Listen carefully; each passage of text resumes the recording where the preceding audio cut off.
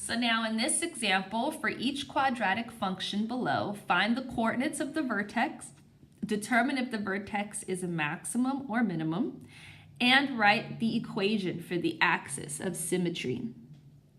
So first thing I'm looking at is my top equation.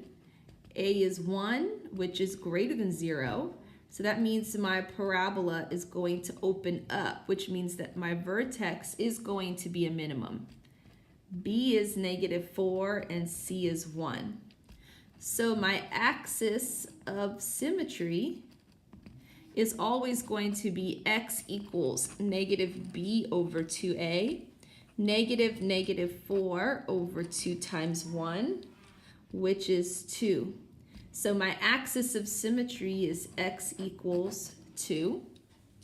So remember that the y value of my vertex, I take my axis of symmetry and plug it in. So y equals 2 squared minus 4 times 2 plus 1.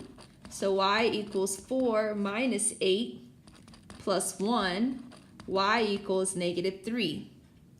So my vertex is the point 2, -3, and that is a minimum.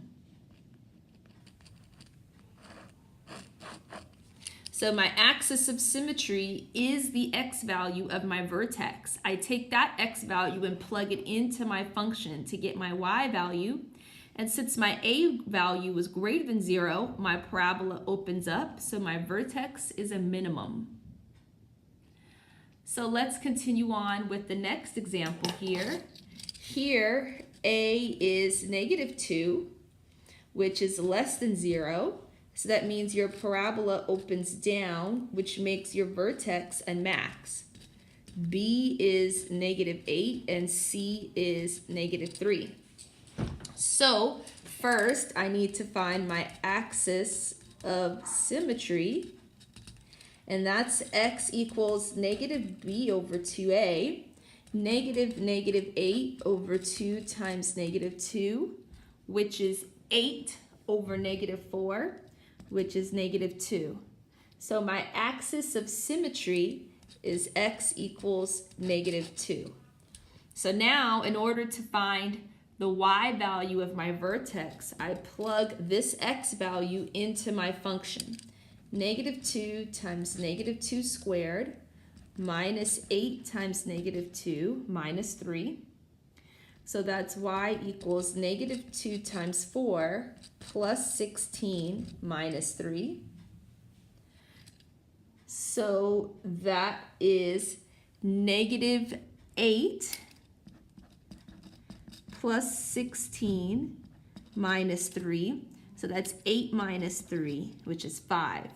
So my vertex is the point -2, 5, and that is a maximum.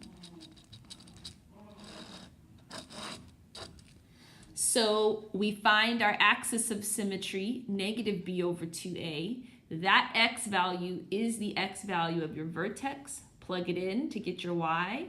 And since my a value was less than 0, it opens down, which means it's a maximum.